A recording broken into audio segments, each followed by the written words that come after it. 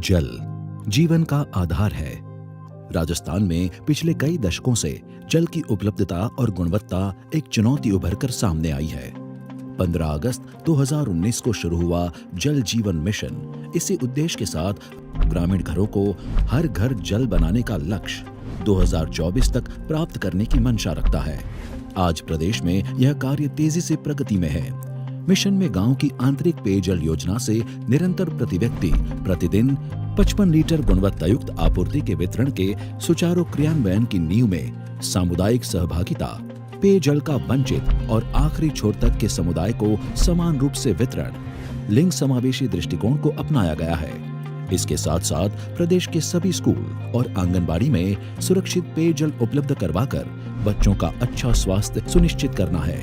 आज प्रदेश में पेयजल उपलब्धता के संबंध में अनेक चुनौतियां हैं, जिनमें भूजल में विविध रासायनिक और जैविक अशुद्धियां, वंचित परिवारों और आखिरी छोर के गांव को समान पेयजल वितरण, स्थानीय स्रोतों का संवर्धन, सामुदायिक अंशदान, स्कूल और आंगनबाड़ी में बच्चों के लिए सुरक्षित पेयजल आपूर्ति सुनिश्चित करना है।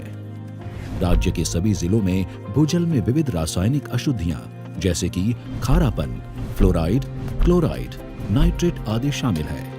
इसके अतिरिक्त जैविक अशुद्धि, भूजल की बढ़ती गहराई, सतह जल की कमी इस चुनौती को और गंभीर कर देती है। यूनिसेफ द्वारा 2020 में किए गए अभ्यास में पाया गया कि रेगिस्तान क्षेत्र में घर पर पेयजल आपूर्ति के लिए और आखिरी छोर के वंचित परिवारों को अपनी मासिक आमदनी के 25% तक खर्च करना पड़ता है। अनुसूचित जाति और अनुसूचित जनजाति को पेयजल आपूर्ति व्यवस्था के किफायती तकनीकी विकल्प नहीं होने के कारण आज भी घर पे सुरक्षित पेयजल के मिलने से वंचित है। प्रदेश के गांव में स्थानीय एवं अन्य स्रोतों से पेयजल आपूर्ति का संयुक्त रूप से उपयोग करने पर घर पर निरंतर जल सुनिश्चित किया जा सकता है। सरकार की विविध योजनाओं जैसे कि अटल भूजल योजना, मनरेगा से स्रोत संवर्धन के कार्य से जल स्रोत की उपलब्धता में बढ़ोतरी की जा सकती है। राज्य एवं जिला जल स्वच्छता मिशन द्वारा यह विविध योजनाओं के वित्तीय प्रावधान अनुसार कार्य किए जा सकते हैं। जल जीवन मिशन में गांव की महिलाओं की भागीदारी को महत्व दिया गया है। प्रदेश में पेयजल योजना के आयोजन, व्यवस्थापन और रखरखाव में महिलाओं द्वारा निर्णय लिए जाने की भूमिका को और मजबूत करने की जरूरत है।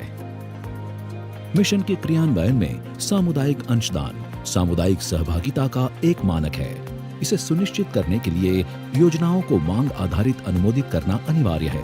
इसे योजना के आयोजन, क्रियान्वयन और रखरखाव के चरणों में भी सुचारू व्यवस्था करने में सुगमता होगी और सामुदायिक अंशदान मिलने से तेजी आएगी।